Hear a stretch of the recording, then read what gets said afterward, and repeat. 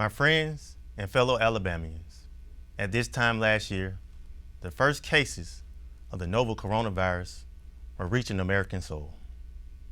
We were only beginning to hear the phrase COVID-19, and most of us could never have anticipated the depth and extent of the crisis that was to come. Today, almost 1 year into this pandemic, we look forward and we look back. While we cannot let our losses and limitations define us, we must let them teach us. So what has this pandemic taught us? What has it taught Alabama? First, we are continually reminded of the everyday heroes that stood up for our communities and economy. Our doctors, nurses, medical professionals, and frontline workers put their own health and lives on the line to keep Alabama running. They were and are bright lights in our darkest moments. We owe them a lot, more than words. And we must never forget their courageous and tireless service during this time. Second, we learned some lessons we should have already known. We have desperately needed to strengthen our healthcare infrastructure. Alabama Democrats have been decrying the dangers of our crumbling healthcare system for far too long. Hospital closures, the rise in uninsured workers, and the growing physician shortages in rural areas made us more susceptible to this virus. The lack of mental health services contribute to the psychological and mental toll of isolation, uncertainty, and loss. The refusal to expand Medicaid costs lives. The pandemic itself exposed deep cracks and significant shortcomings in our public institutions. It continues to highlight glaring gaps and discrepancies in our systems of healthcare, education, support for small business, criminal justice, and more. Taken as whole, those crises are not merely a result of the pandemic, they are a part of it. For instance, this pandemic has further widened the gaps in our classrooms and schools. While our teachers and school staff work diligently against what seems to be insurmountable odds, they cannot do it alone, and they should not have to do it alone. Again, we must recognize those educators and employees who put their lives on the line for the sake of their children. Some had their health severely or permanently impacted, and others made the ultimate sacrifice. In recognition of their service, we must do better for the children and the public schools. We must do better for the future of Alabama. That means we need a real plan to recover our education system. We should begin by attracting and attaining the best, the brightest educators with the compensation they deserve. We should continue by fully funding important investments in early childhood learning programs. We applaud the governor for her commitment to pre-K, but we must do more. We must invest in key programs that are proven to put our kids on the right track for success in work, school, and life. And we must focus on providing need-based funds to schools facing the greatest barriers. That starts with tools and resources. Although Alabama is making progress towards wiring every community, 1 in 8 Alabamians, including 1 in 4 rural residents, still do not have broadband access at home. All in all, 27% of Alabamians do not use broadband at home. If you can't get online, how can you participate in remote learning or remote working? If you cannot access the digital world, how can you compete in the digital economy? And that's not our only challenge. In some ways, it's just the beginning. At the end of the day, we will never truly realize our true equity if we do not examine and address the achievement gap in our education system. Out of the 12,200 school districts nationwide, 3 of Alabama's school districts, Homewood, Tuscaloosa, and Xavier Hill, landed in the top 20 school districts in the country with the largest black and white achievement gap. Statewide, achievement gaps between black and white students is vast, between 20 and 30% in any given subject. Once you break it down within school districts, it's actually larger, as large as 60 to 65%. The way to heal from the past is to invest in the future. The way forward is to invest resources in our schools that need them the most, be by rural, urban, impoverished, or underserved. We have a duty, we have an obligation to do right by all students and young people, especially those who are being left further and further behind by the challenges associated with this pandemic. In the words of Kelly Hain, a public school educator in Birmingham, this is America where all children should have access to a quality education. When a large group of students do not succeed, then we have to take a hard look at why this is happening and take action for the better of our children. She's right, and I'll take it even a step further. If not us, then who? If not now, when? The cold hard truth, we cannot afford to put off investments in public education. The financial toll is too high. The human toll is immeasurable. If we do not address these growing gaps now, we're going to pay for them later, in workforce or in criminal justice. Finally, facing a poverty gap, achievement gap, and digital divide, we must remember that we are all still one. We are in Alabama, and we're in America where every child deserves the opportunity to be taught to their highest potential. Let's work together to keep that promise to our kids. Let's show them that the dream of education and career success is alive and well. Of course, we'll need a strong workforce of dedicated and talented individuals to drive our economic recovery. Small business ownership is a part of the American dream. Small businesses are the backbone of Alabama's economy. Unfortunately, our economy cannot stand tall if our small business community have been decimated by the pandemic. Resilient businesses and workers keep us going. And we must take a close look, a hard look, at the painful lessons of this year to build a pandemic-proof economic model from the bottom up.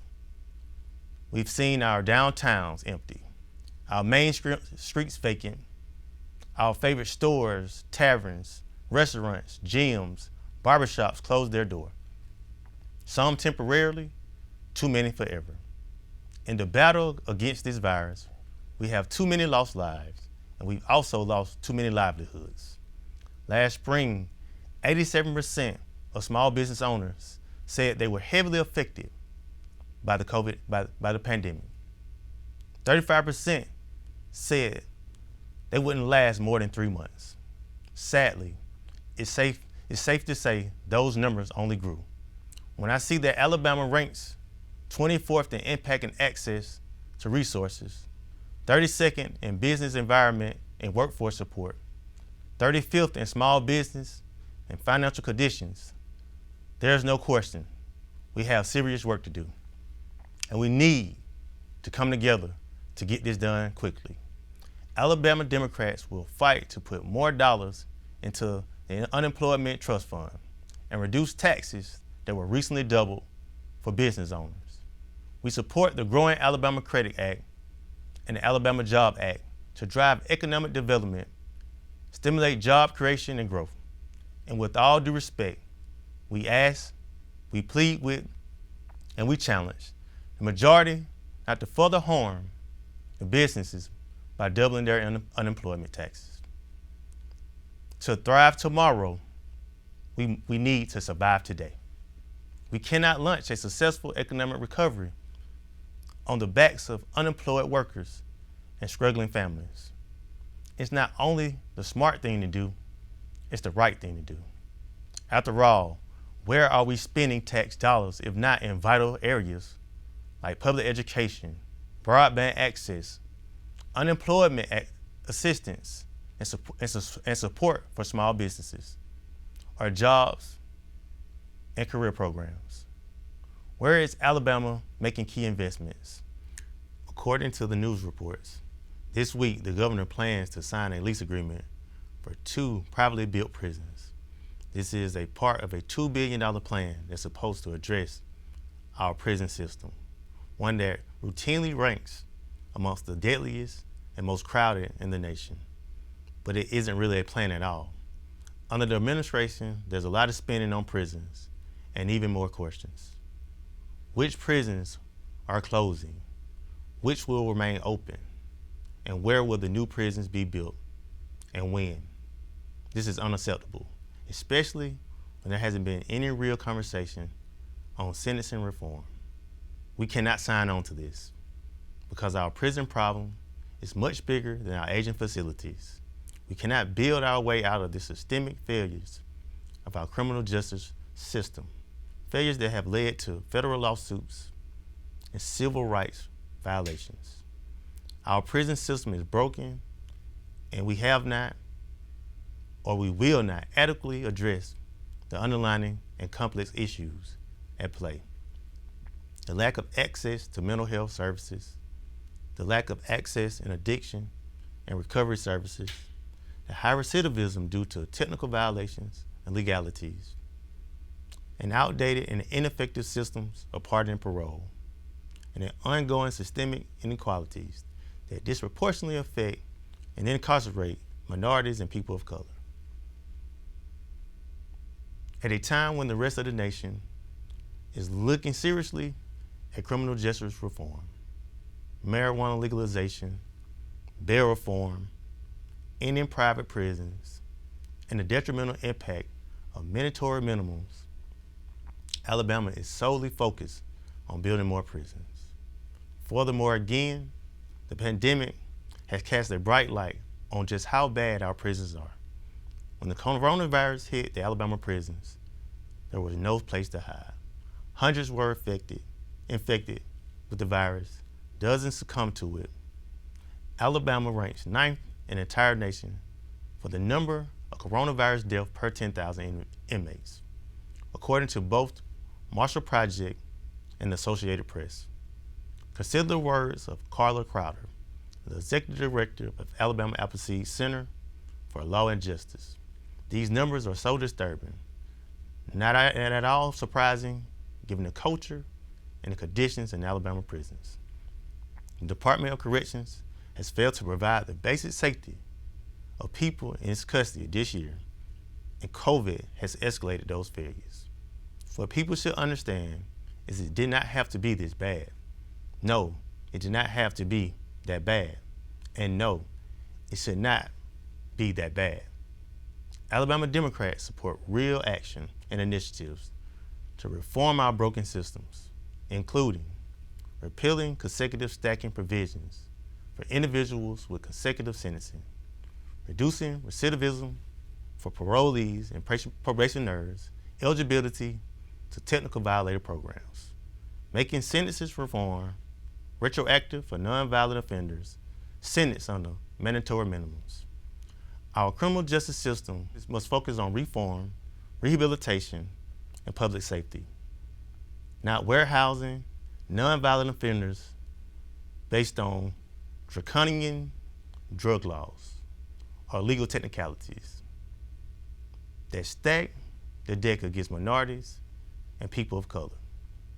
And the law enforcement must be grounded on the principle of equal justice for all. Alabama Democrats wholeheartedly support enhanced training for law enforcement, including in identifying implicit and explicit bias, and supporting community policing methods that work to keep all of us safe. Across the nation, the tide is turning in the favor of criminal justice, police, and prison reform. Alabama needs to stop trying to swim upstream and risk being swept away with the growing current. When the pandemic began, Alabama led the country in cases and lagged in testing. Today, we have the highest positivity rate in the nation. Our hospitals continue to be stretched thin, and we rank at the bottom in vaccine distribution. We must work together to develop a comprehensive plan that ensures equal access to treatment and vaccinations for every Alabamian.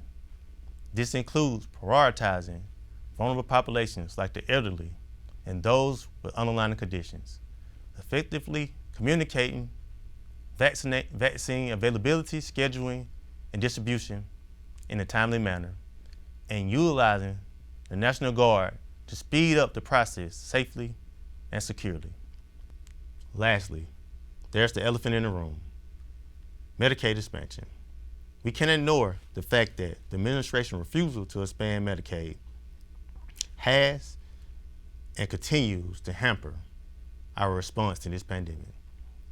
It's unconscionable that tens of thousands remain uninsured and have no realistic access to health insurance. It is foolhardy to leave $4.9 billion on the table over the next decade. It is irresponsible to leave so many uninsured, unprotected in the face of a deadly pandemic. On average, we are still losing 46 Alabamians to this virus, 46 Alabamians a day to this virus. Those are grandparents, parents, husbands, wives, sons, daughters, loved ones, relatives, co-workers, friends, and neighbors. I respectfully and I urgently and I strongly call on the governor to expand Medicaid in Alabama. Please do the right thing. This pandemic has taught us some hard lessons, and the end result, the positive result of any learning experience, no matter how difficult or painful, is change. But we cannot be taught. We cannot change if we're not willing to listen, to open our eyes, and to learn. The fact is, this virus itself is not solely to blame for the vast, widespread, diverse, and significant series of challenges currently facing Alabama. The pandemic may not have brought them about, but it made them significantly worse. Failures in healthcare, education, support of our economy, and our criminal justice system made this crisis longer, deeper, and more dangerous. So today, I call on the governor, my fellow legislators, and all Alabamians to not let this pandemic define us, but rather to learn from it, to change, to unite, and do what it takes to conquer the coronavirus so that all of Alabama can emerge from this crisis stronger, wiser, healthier, and more resilient for generations to come.